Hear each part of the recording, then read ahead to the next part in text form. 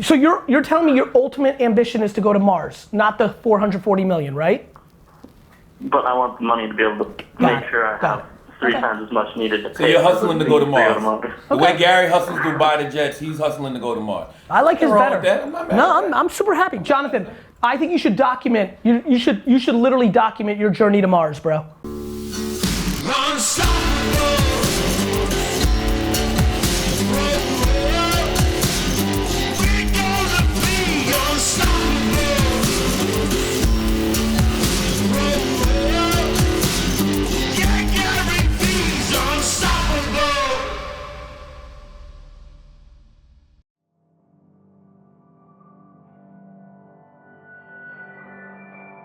I don't want people imposing old Vayner. I don't want people, saying now the grown-ups are here. I don't want people saying that new person created this dynamic.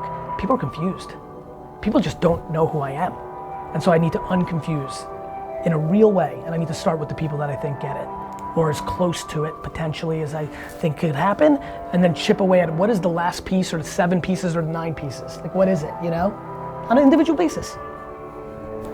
But we're just not as good as we can be by any stretch of the imagination compared to what's in here and here. And I'm just gonna do it now. And that's gonna hurt. And it's gonna be awesome. You know what I mean? That's it. Working out sucks when you're doing it. It's awesome. You know what I mean? Then you get to walk up a fucking wall in 1 second. There's just so much to do. And one of the great ways is addition by subtraction, and one of the best ways is meritocracy, and one of the best ways is comfort and communication. These things are tried and true. I know how to do them all, and I'm just gonna do it better, I guess. I'm gonna do it better, and that's that. What I'm basically asking for is what I do, right? Everybody literally walks in here starting at 100.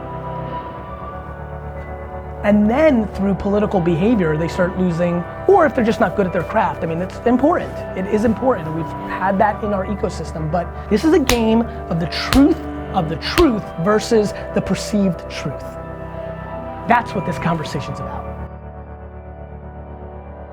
I mean it, and I mean it across the board. I mean it. Because it's just binary.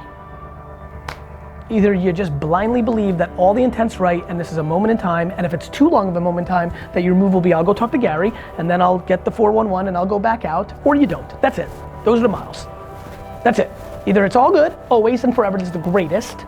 Oh fuck, I don't feel that now. For me, for Harry, that's 3 straight weeks. For James, it's 4 months. Oh, I feel it. Go in, get an update, get your fucking answer, clean, simple, the answers, the series of answers, kick back out.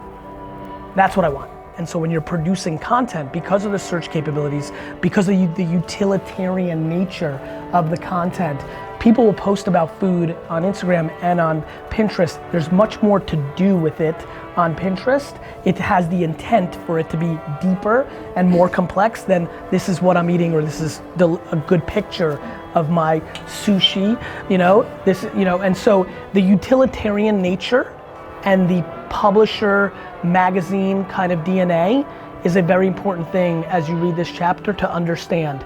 Tumblr is actually Instagram. They just fucked up. They didn't go mobile either. So that was the big interesting transition post Crush It, even around the thank you economy time. If I wrote a book, it would have been interesting because it would have been more about mobile, but I decided to go more up here, right? But Tumblr was the one that really lost. There are enormous amounts of people on YouTube making millions of dollars a year. Enormous amounts, real long tail. Millions, not just hundreds of thousands, in creating video content. Vlogging specifically is interesting to me because I'm very concerned that a lot of you do not have actual talents. That you're not funny, that you're not super gorgeous, that you're not athletic. What's amazing about vlogging is it's the documenting over creating. It's the thing that so many people make fun of, the Kardashians and all the reality stars before them, yet those people have executed on why you're reading this book. They did it on a TV platform. YouTube is the #1 network on the mobile device for that behavior. I believe that Facebook will become a massive video player even by the time this is fully printed and distributed. I'm aware and ready for Facebook to be doing more stuff that looks like YouTube, but YouTube is a monster.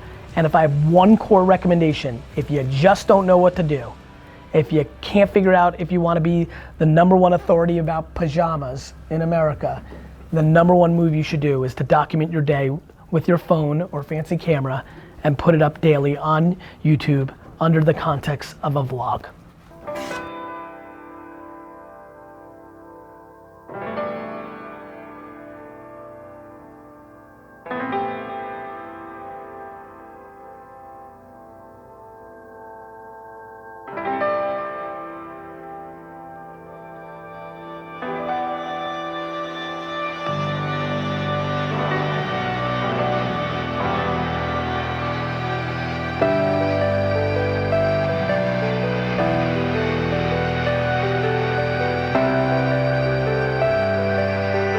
Hey everybody, this is Vaynerchuk, and this is episode 248 of the Ask GaryVee show.